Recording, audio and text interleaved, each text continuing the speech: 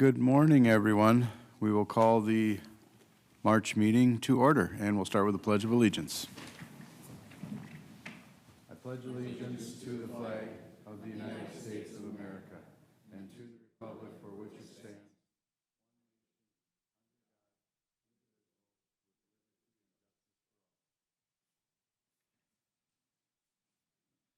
All right. Are there any disclosures of interest from our board? Seeing none, we will review and approve the previous board meeting minutes. Move approval as presented. Anderson? Motion and a second. Any discussion? All in favor say aye. Aye. Aye. All opposed, same sign. Review and approve the county board agenda. There are no changes, Chair. Can Second? motion made and seconded. Any discussion? All in favor say aye. Aye. Motion carries. Review and approve the following items on the consent agenda. We have 9 items. Move approval as presented. We have a motion. Do I have a second? Second. Any discussion on the consent agenda? Just a comment so that the public realizes that on our grading contract, in 9 years, I have never seen 10 bidders on a project, and we had 10 bidders on that project. That's pretty amazing. So good work good work by the Public Works Department. All in favor say aye. Aye. Same sign. Motion carries. We will go to County Administrator's report. Okay, we got a couple items. The first item is the Budget Committee items. We had 4 different out-of-state travel. I believe the first 2 are going to HHS board, so you'll see those later. They're all grant-funded, including the wages, except for the last one is with GIS. We do pay the travel and lodging in the conferences. The conference part of it's paid for. So all of them were recommended by the Budget Committee. How about the passport budget? Do we include that in or no? Just take a motion on the out-of-state travel first. I'll move that we approve the out-of-state travel. We have a motion. Second? Second? Motion made and seconded. Any discussion? All in favor say aye. Aye. Aye. All opposed, same sign. Motion carried. Passport budget. Okay, on the passport budget, currently the line items are commingled within the recorder's office. It'll be cleaner if we separate that out. And it's kind of along the lines of, you've heard the segregation of duties in the past. This helps segregate the budgets, so we're asking for new program line items. Again, the Budget Committee discussed this and they recommended approval. So we're looking for a motion on that. I would entertain a motion. Move approval. Anderson. I'll second that. Any discussion? All in favor say aye. Aye. All opposed, same sign. Motion carried. We are on to Department of Revenue, letter of concern. Yes, so there's 2 other items today. I'll take the next one, and then Briggs, I think, is going to come out and take the other one. The first one with the Department of Revenue, about a month and a half ago, they brought out a new proposal to change how public utilities, railroads, et cetera, pay taxes, switching it to a production tax. Certainly, looking at new ideas is fine.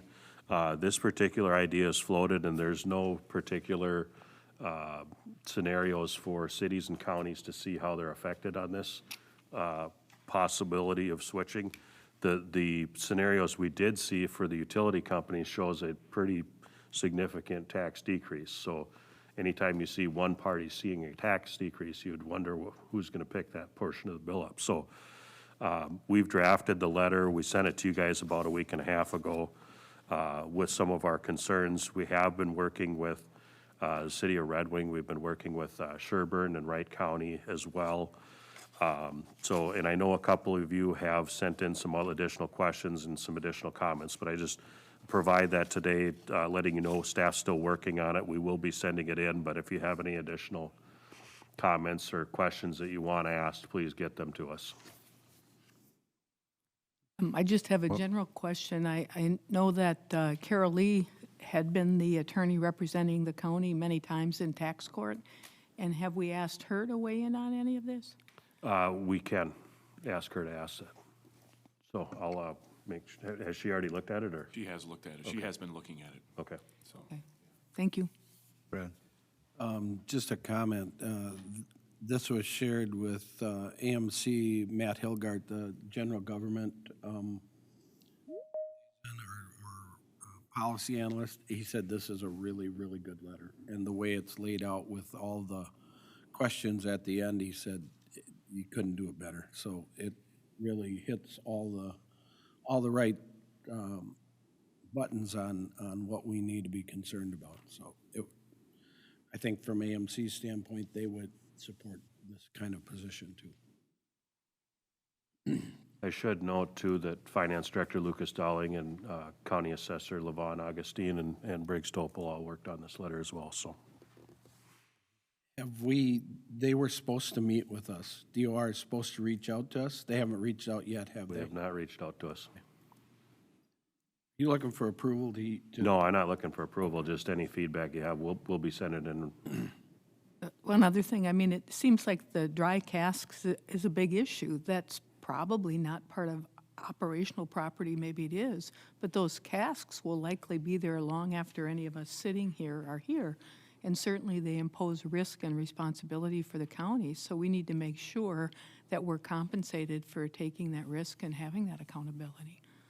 Right, and one of the biggest things, it's a perfect example of is what happens to a coal mine when it no longer is producing energy. So if you're basically only paying tax on the energy you produce, what happens then? And that's one of the big concerns. I think any places that have gone to a production tax, they have to have some type of transition aid for when a plant does go down. So those are obviously concerns. I do know, like Susan, some of your questions on how different things are valued. There are different provisions on how things are currently valued, but under this proposal, we really don't know if there's a value attached to them and they pay tax on them. Because, again, if it's not producing, energy, what's it paying under the new proposal? Anything else for staff? Well, and then the other question that is, where is operating revenue actually located?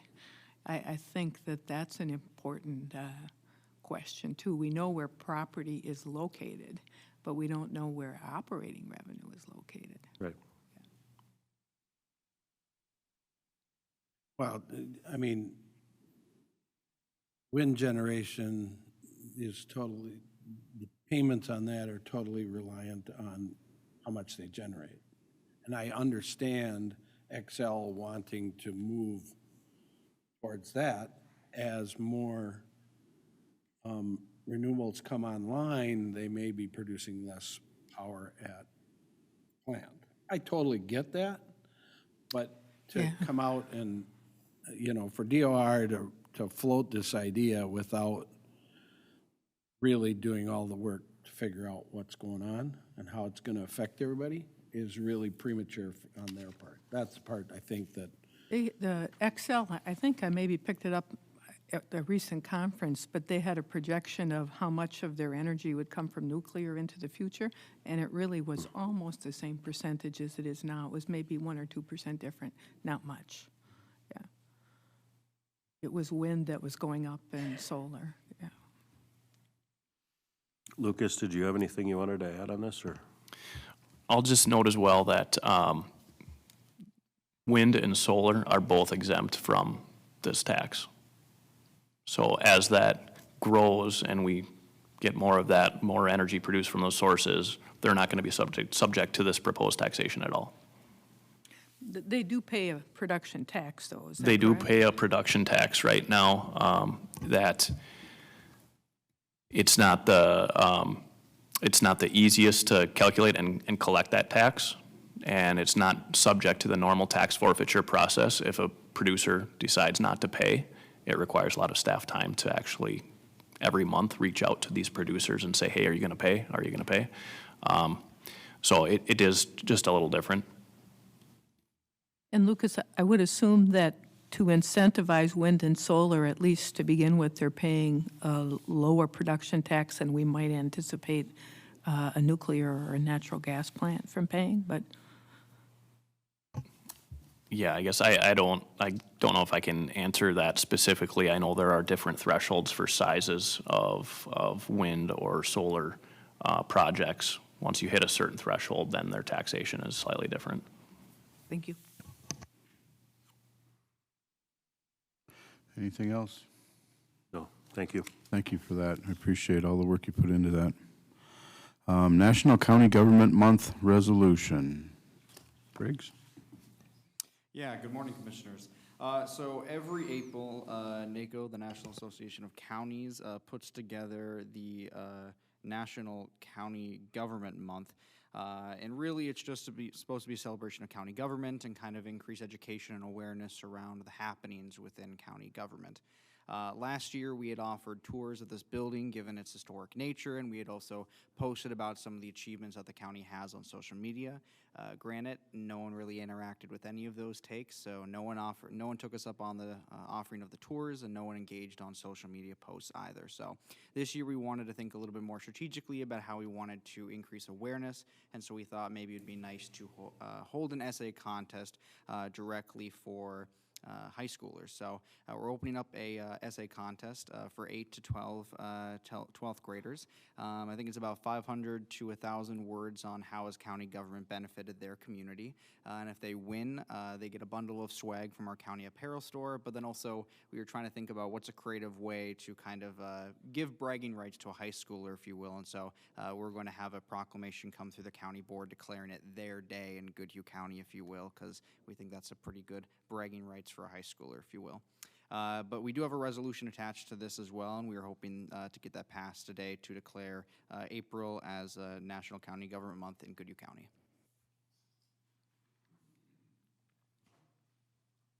Someone like to move that forward? So moved. I'll second it. Motion made and seconded? I have a question. I think ninth graders in Minnesota all have to take civics. I could be wrong, and would it be reasonable to reach out to the civics teachers and maybe they could, have that even part of their? We're on the same train of thought, so Okay. our intern actually put together a list of all the civics teachers within Goodhue County, and so following this meeting, I'll be sending out an email directly to those teachers with the essay flyer, but then also just kind of the parameters of the essay contest too. Thank you. Any other discussion? I would just comment, having been up to the legislature 4 or 5 times this spring, and every time there's more school buses up there than there are city buses, I'd reach out to the younger grades at school, and maybe there's a tour. Maybe they would want to come here for a tour of the building or something, just as a thought. Do they still take class trips? We used to always take a class trip once or twice a year. That would be. Well, there have been just a ton of kids Trips. every time I've been at the state capitol that are up there. I mean, and that's a much more grand building than this, but by the same token, maybe start with the closer in Red Wing, and maybe we can get some interest to bring a lower grade in here just to see it. Thought.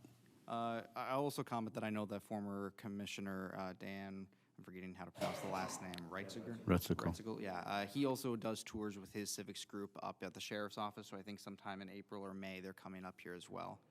Yeah, they're coming in April, so we know that some classes already do take an interest in touring our facilities, but we're obviously open to expanding that if other classes want to take that tour too. All right, thank you. All in favor? Aye. Opposed, same sign. Motion carried. Thank you. Thank you for all your work. Finance Director's report.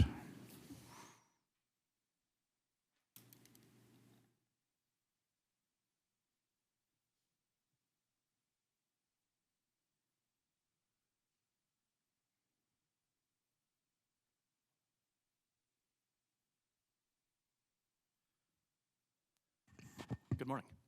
Morning. So this isn't on the official agenda, but I also wanted to take this time here to introduce This is Teresa Reisdorfer. She's our new finance controller. Most recently, she was the Public Works accountant out at the Public Works Department. She was there for about 6 months, and she's a CPA, and we're glad to have her here, so. Good morning. Morning. I'm excited to be here and glad to meet everybody. Welcome. Thank you. Thank you.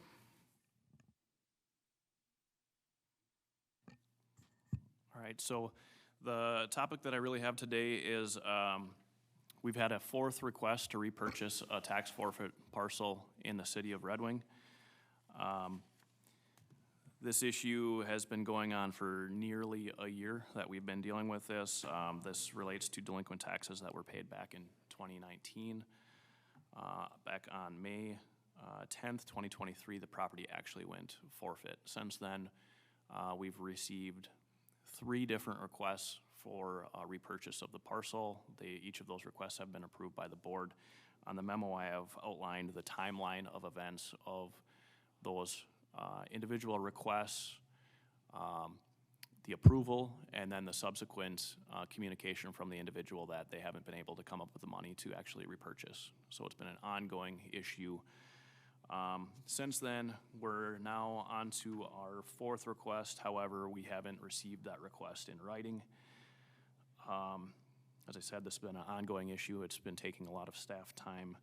If we were to grant, if the county board were to approve this 4th request, I've outlined on there the amount that's owed, and by month, each month, there's additional interest and penalties that accrue onto these property taxes. So you can see for March, it's just shy of $28,000, and so on through June.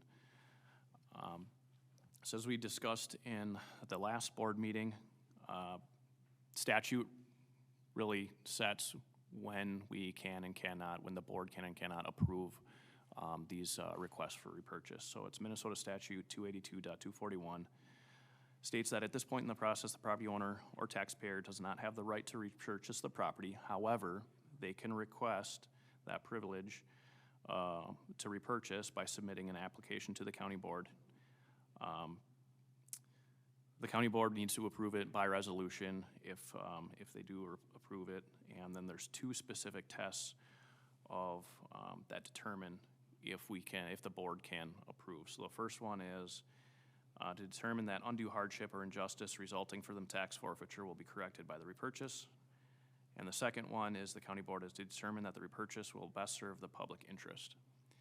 Now, the county's legal staff have been working on this issue this entire time. They would like to make a deal with the individual that states that the full payment must be delivered on or by the close of business, June 1st, 2024, or the individual and all other individuals occupying the residence must vacate the premises and remove all personal property by the close of business at 4:30 on June 1st, 2024. So it's either you pay the entire amount due by that date and time, or you completely vacate the premises, remove all your personal property by that date and time. So at this point, there's 2 options going forward. The first one is to approve this 4th request for repurchase for this parcel. That gives the county's legal staff to continue to negotiate and make an agreement with the other party. And the other option is to deny the 4th request for repurchase in accordance with the previous recommendation from the Finance and Taxpayer Services Department staff. This allows staff to move forward with the tax forfeiture process. Option 1 takes into account what you would.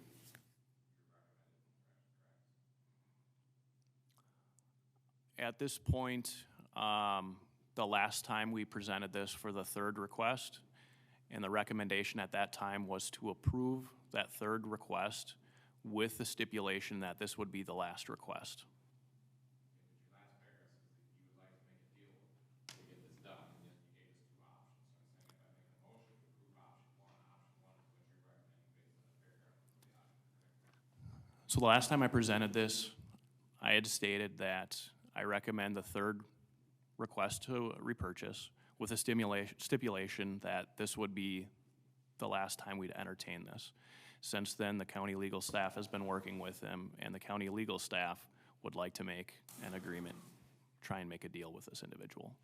At this point, our staff has spent a lot of time working with this individual, trying to get these taxes paid, to repurchase that parcel, and we have not been successful.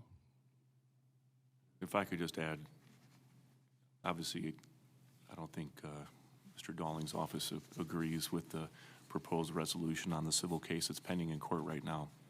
That action was brought by our office to basically evict the occupants of that home because they would not vacate the house without a legal action, so we initiated that.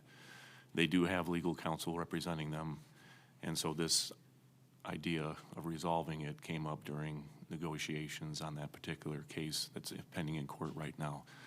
Obviously, we can't without the board approving it because it does give them another opportunity to purchase back the property, and that decision is entirely up to the board. I think this recommendation from my office came simply as a way to resolve the action that's pending in court right now.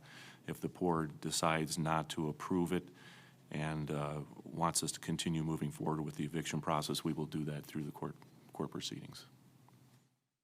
I don't quite understand what's moving through the court right now. It's an eviction process, it's an eviction action, unlawful detainer. So if that made it through the court before the June 1st, would they be evicted, or would they? It would be a resolution as part of that case action, so the case itself would be told basically until June 1st. If June 1st came and went and they did not repurchase the property, the court would then issue a writ to remove them from the property and give the authority of the sheriff to remove them if they don't do it on their own. And then, of course, none of us cherish evicting people from their property. But is there any reason to believe that if they haven't been able to pay the taxes with these 3 previous tries, that they have a chance of doing it by June 1st? Is there any reason to believe that? I'm not aware of any. I was not involved in the nuts and bolts of the case going through the court system right now, so I'm not sure what representations were made by the counsel representing these folks as to their ability to pay or not. So I guess I can't really answer that And question. if we wait until June 1st, is that going to take more of Lucas and his office's time, or is their time already done, and June 1st is just the deadline? I think I would ask Lucas to answer that question. Yeah, at this point, we're getting close to the time of year when we're gonna have to start dealing with the new forfeit property and trying to resolve those issues, and we still have this one that's lingering since last year. I'll state that this property went forfeit on May 10th, 2023. At that point, it became property of the state of Minnesota. These people have been living in that house illegally. They don't own it. They haven't been paying rent or anything like that. I don't know if they would be able to come up with the money. I know that they've submitted 3 requests to repurchase to this date. They've represented that they could pay on time by those deadlines, and in all 3 cases, they have not. Go ahead, Brad. Well, I guess I'm inclined to offer them this 4th time with the stipulation that they've signed off that if they don't pay, they're out June 1st. And I think that's where the court case gives us more leverage than in the past, trying to just come up with an agreement. Now, possibly through the eviction process, we can put that in there and say either you pay by this date or you move out. Because our problem is in the past, my understanding is they say we're gonna pay, we say we're gonna pay, they don't pay. You still have to go through the eviction process to take them out of to do that. So I think this is just giving us one more way to entice them to either pay or they have to get out. And by being in the courts to do that, I think we can do it. So that's why I would agree to go this one last time, because I think we can put an end date or an eviction date on there. If I'm wrong, tell me, No, I mean, that's the goal of the agreement would be precisely that. If the board did not approve of the resolution of that case in this manner, we would continue to move forward under the civil process to have them evicted. So either way, because the court action is pending, we're looking for a resolution of that particular issue. This particular, what's proposed to the board right now just gives you an opportunity to say yes or no if you want to afford the folks an opportunity to repurchase their property again. I have one last question. I understand what you're saying, Brad, and I don't disagree with it. But I wonder if going forward, if we say this is the last time, if we should start this legal process so we don't come another time and say it's the last time, and then it isn't, and we give them one more chance. So I wonder about that. Right. I think my intention would be if the board approves this, that we would have a written agreement with the other side signed off on as part of the civil case, indicating exactly what Commissioner Anderson had stated. Either you pay by June 1st or you are voluntarily leaving the property. Now, if June 1st comes, they haven't paid and they don't voluntarily leave, part of the stipulation as a resolution of the civil case would also include a provision that the court could then issue their order removing them from the property, which will allow us to, engage the services of the sheriff. So what I was suggesting in a future case, if we're saying it's the last time, if we need to begin the court process along with saying it's the last time. Right. Does that make sense or doesn't? I think if I understand what you're saying, yeah, like the last time this came before the board and the board said, Then we should have started Yeah. the legal stuff then. yeah, I think I can't remember when the case actually began. Yeah, I could probably dig it up here, but I can't remember exactly when we had initiated a different type of process to have them evicted that we've used in the past that the courts were fine with. In this particular case, we have some new judges on the bench right now, and see, they I see. preferred a different process under the statutes to pursue it, so we had to refile the paperwork and start the action over, basically. Okay, so I think you're saying, yes, it makes sense, but because there were new judges, it kind of got balled up a little bit or changed. Thank you. I would just also like to add that this is the fourth request for repurchase, and this is the only time where we've entertained an idea of more than one request to repurchase. There's, to date, we've had one request to repurchase in all these instances. They've either repurchased or they haven't. They've been evicted, and we've moved on. So we need to be prepared to have this more often going forward. So if we deny this right now, the eviction process starts right away? It's already in motion. It's already in motion. We actually have a hearing coming up on Thursday following this board's decision, and we'll proceed accordingly. So I think, Yep, go ahead, Brian. so kind of to Susan's point is, I think we need to rethink, if possible, the whole repurchase process that we allow people to do. And I don't know if there's a way to write it into that repurchase agreement, have them sign that says if they don't repurchase, that they will leave the property. We haven't done that in the past, to my understanding. We haven't put that stipulation on there, that if you're gonna repurchase it and you don't repurchase it, you now have to leave the property. And I think we need legal counsel to maybe draft something that will give us that, so that we don't get to third or second or fourth on the first one that's written in there. We need to come up with something. And part of this will hinge on how the state changes their laws around tax forfeiture. But I think going forward, I think we need to really think about how do we put some teeth in there so we aren't having to go, so we have something signed that we don't have to go to court and go through the whole eviction process. There might be something, a shorter process at that point. But this is where we're at right now.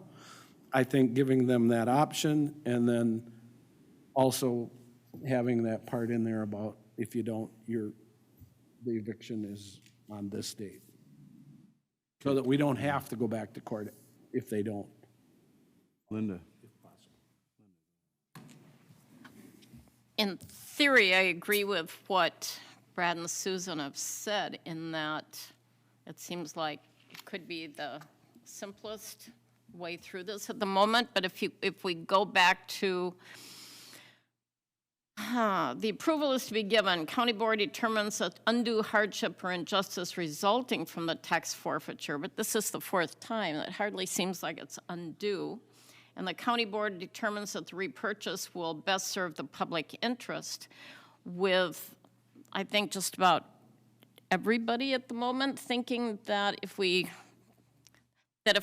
the person hasn't been able to pay up to this point, the chances are being able to pay by June 1st is not realistic.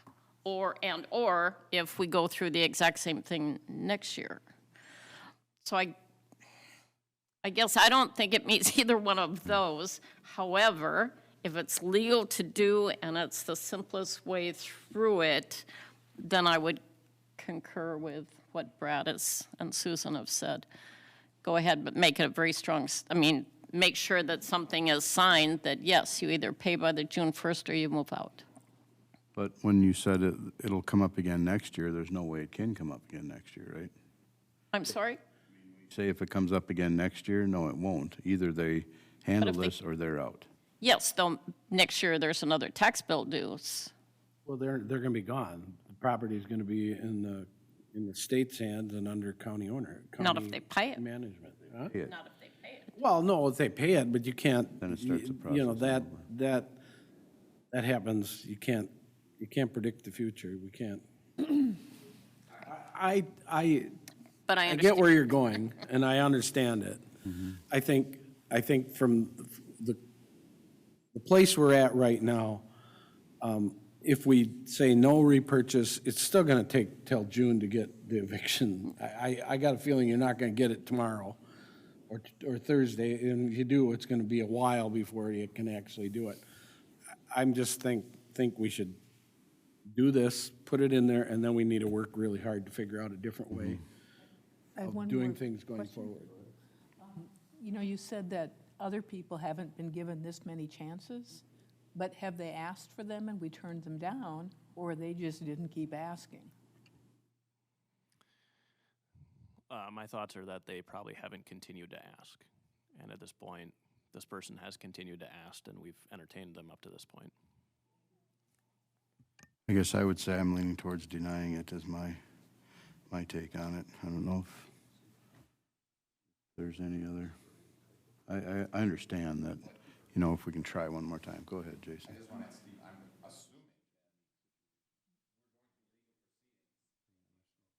assuming that this is the simplest. Steve? I'm sorry. Make a simple assessment that no matter what we're going through the court system and cost, if you get a signed agreement that you're done on June 1st, this will be a negotiated settlement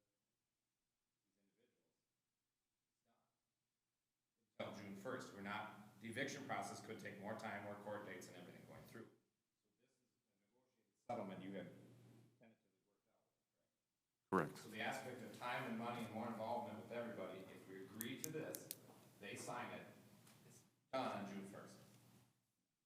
I'm just saying from my aspect, it's the simplest, we can spend more money Yep. evicting them, but this is a signed agreement with them. Short, simple, get it done, and it's done. That's, I think, what we're all shooting for, is to get it done.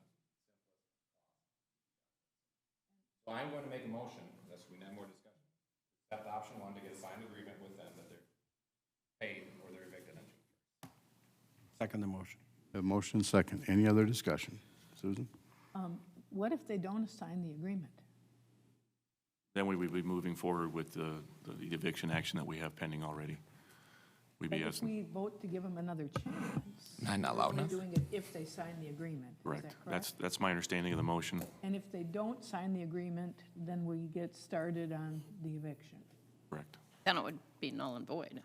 Then, Clarification, thank you. Any other discussion? We have a motion and a second. All in favor, say aye. Aye. Opposed? Aye. Motion carries. Thank you. Thank you. Appreciate all the work everyone's doing. And where am I going next here? We're going to Court Service Director's Report.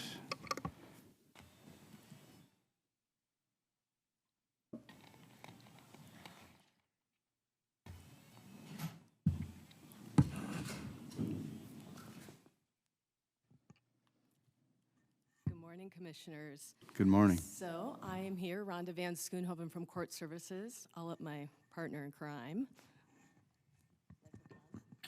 Good morning. I'm Jenny McMahon. I'm the District Supervisor for the Department of Corrections here in Goodhue County.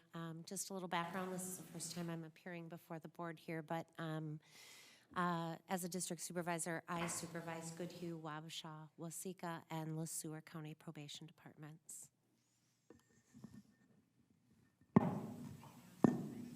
So a little background on the comprehensive plan. In about 2019, there was a federal study, and it came out that Minnesota had one of the highest numbers of people on community supervision, and we paid the least amount of money into our corrections department. So that went into a whole nother federal study, and Minnesota went under scrutiny, and now we had a phase 1, and we are now in phase 2 of changing our probation system. And we are looking at moving from a traditional probation to more of a coaching, skill-building probation department. So this whole plan is for counties to know how your money is being spent, and also so that the state can collect more data on what is working and what is not working. So some of our initiatives are to have statewide one risk assessment. Minnesota has just, all 3 delivery systems have finally just agreed on one. And we are also looking at different skill building tools. And so what it means is if you're on probation on high supervision in Goodhue County, that would mean the same as being on high supervision in Dakota County. It would look the same. Now it does not look the same. So the information you have here is all set by the Department of Corrections. It's not really easily readable. They wanted pivot tables. We could not, divert from that. So the information is what they requested.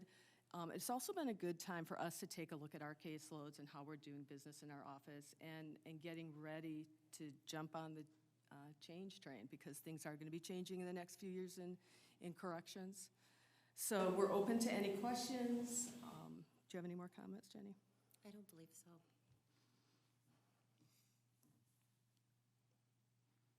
Go ahead, Linda. Yes, it was quite a long report to try and get through. Yes. It was all set out by the Department of Right. Corrections. We could not Right.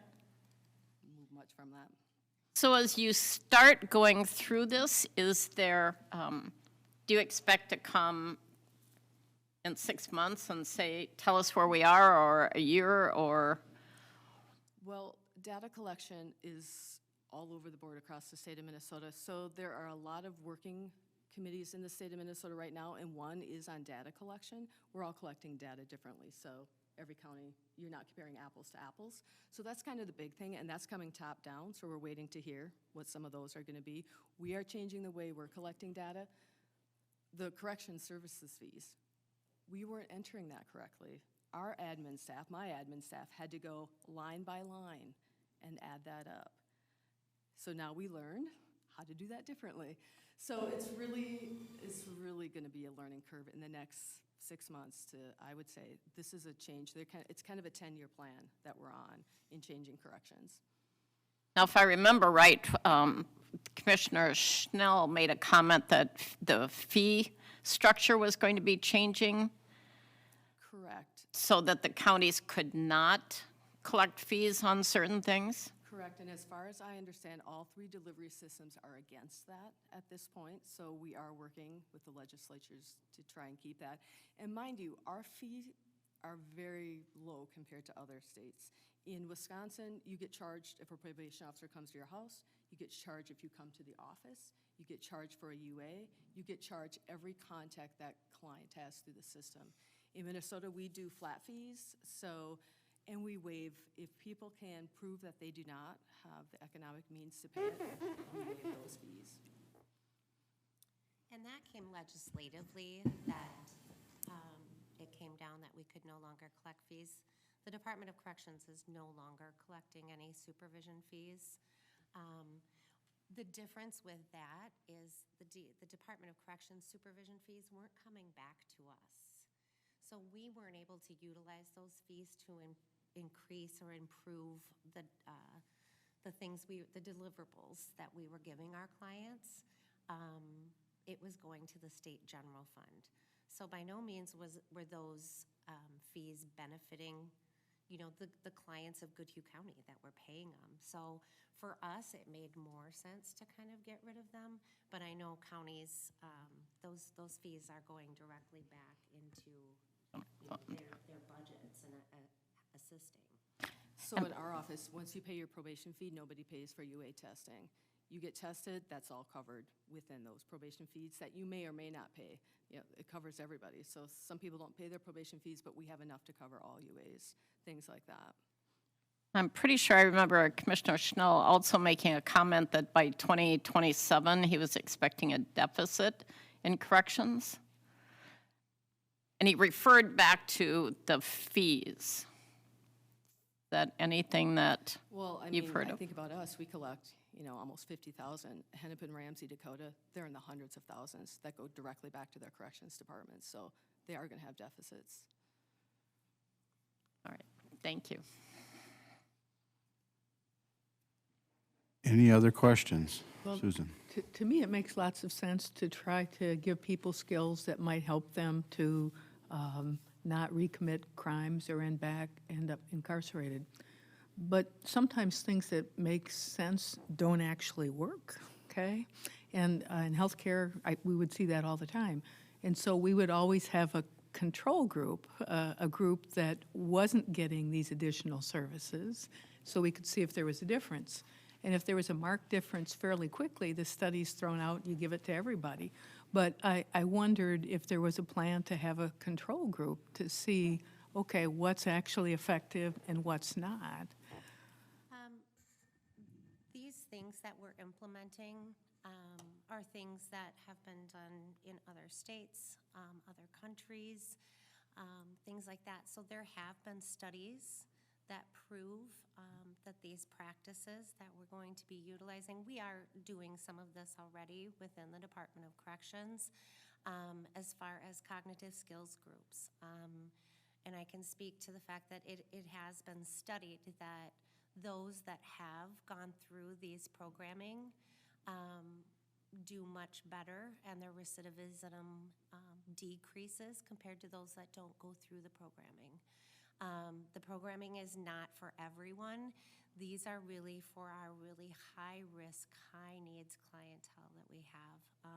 Some of our low-risk clients already have these skills, so we're not putting as much into those clients and providing as many services as those that are high-risk.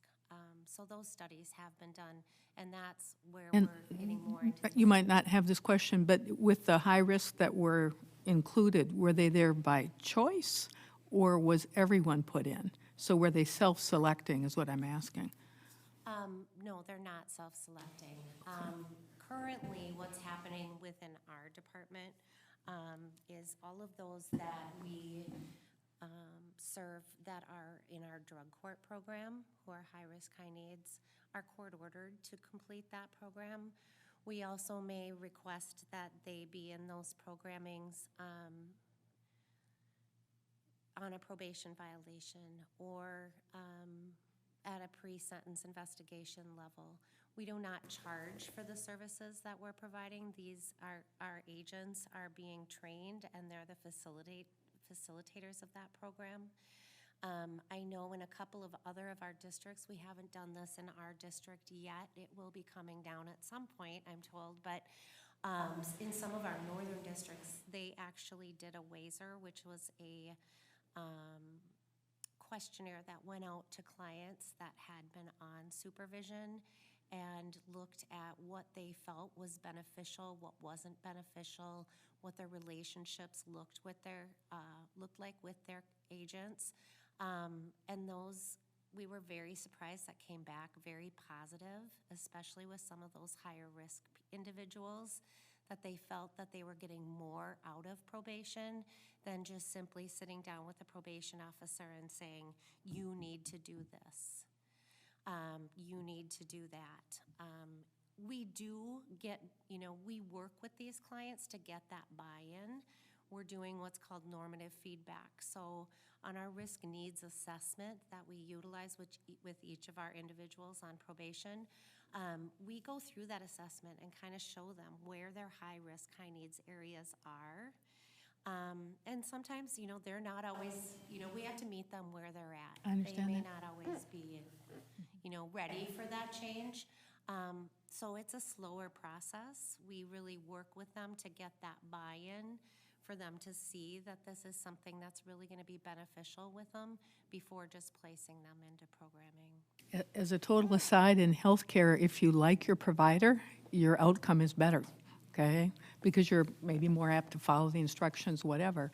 And I assume there's probably some parallel to that in working in probation. It's really important to build that trust Yeah, and I think that so. rapport with those clients. Absolutely. And that has changed over the years. It used to be, you just met with them, are you getting this done, that done? You did not develop much of a relationship. Right. That has been changing over the years about developing that rapport, building a relationship. So you're one of the people in their community that's going to support them for success. Part of their team. Right. Yeah. Right, any other Comment. I really like the report, and I'm going to read it more thoroughly as we go forward. I think the one thing that I take from it is we're taking a harder look at how we do things, and we know how we have done things doesn't work, so let's change. And maybe there will be mistakes along the way. Let's hope there are, so we correct them too. But we got to take a fresh approach to this, because what we're doing isn't working. And change is hard, but change is good when it actually affects the people we're trying to serve better. So I'm really appreciative that we're taking a hard look at how do we get better outcomes, rather than pound our head against the wall and get the same outcome, which is typically what government tends to do most of the time. So I'm really appreciative that we are taking a broader look at it. So, thank you. Right, well, thank you for the report. There's no action we've taken on this. I think we need a motion to approve, Commissioner. Okay, Move approval. second? Second? Motion made and second, no more discussion? All in favor, say aye. Aye. Aye. All opposed, same sign. Motion carries. Thank you. Thank you very much. you. Difficult work, Yeah. definitely. Public Works Director's Report.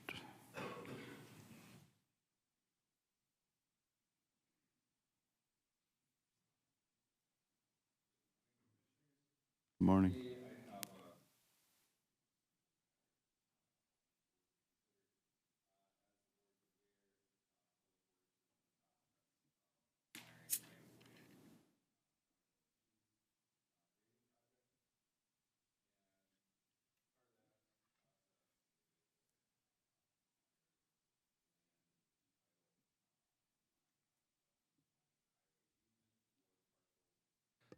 as well as purchasing temporary easement for the construction processes that need to take place during grading. A couple of the parcels that are adjacent to County Road 2 are owned by the state of Minnesota, specifically the Department of Natural Resources. And because it's owned by the state, we are unable to purchase that property in fee title. So the Department of Natural Resources, the state of Minnesota, has a lease process for us to be able to accomplish our work, but we will never be able to own that property. The state would have to go through a legislative process. Likely, they would require legislation to sell land to the county, and that's just not in our best interest or time schema here. So the request today is to authorize county staff to execute the attached lease agreement with the state of Minnesota. The amount of the lease is actually less than what we're typically paying for temporary easement. So, two agencies working together to accomplish what we need to move the project forward.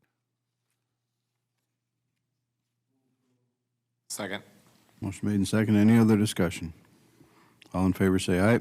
Aye. All opposed, same sign. Thank you, sir. For your information,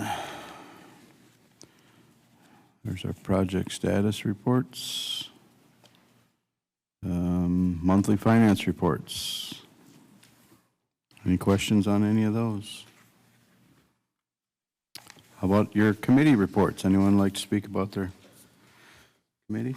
Linda, I go handed ahead. out, and I know you probably all got the Semtra report, but just a couple of things that I thought were important. Household statistics in the second page in the upper left-hand corner. Ages of those that we serve. Home buyer assistance program, what we've done with that and the dollars involved. And the other one, we always talk about housing and we talk about preservation and all that. And if you look at that 23 grants awards and open grants, that's $7.5 million that are getting implemented. Brad, can you check and see if your mic's on? It isn't. That's $7.5 million plus in that preservation of existing structures. So our contribution to keep Semtra funded, to keep doing those projects, is critical. I mean, there are a lot. And I think on April 4th, they're going to have a public hearing in Zumbrota and be applying for one of those grants for preservation in Zumbrota also. So just some information that I think is important, and you don't see it, I don't see it on a monthly basis in a report like this, but when you see it all put together, housing, certainly we are making a difference in that through that committee. And then the second thing I wanted to comment on is I got an email yesterday, and the Governor's State of the State address is going to be at Owatonna High School.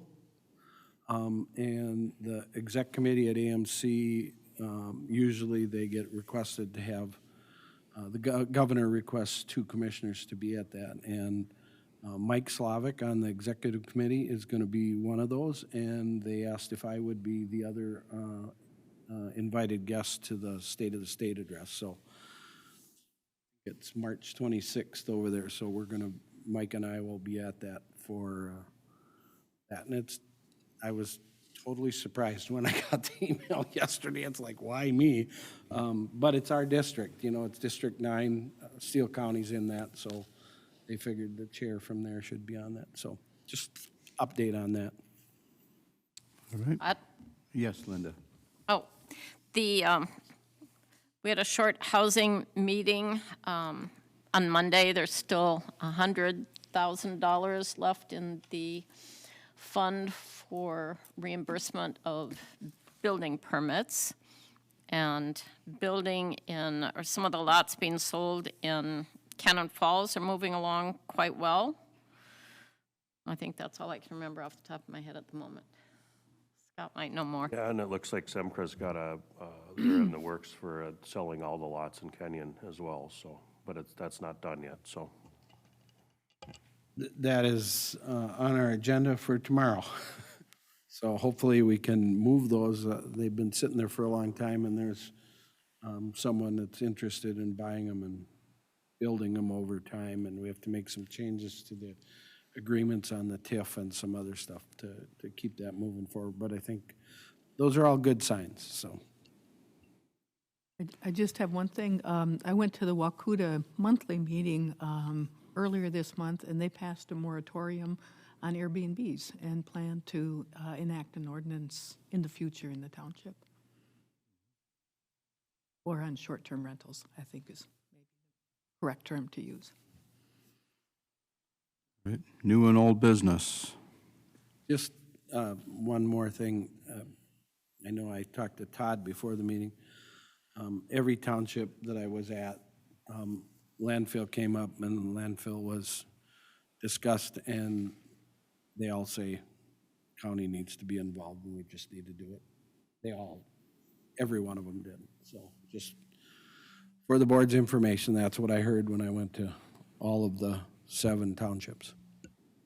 Yep, and say my 7 gave the same.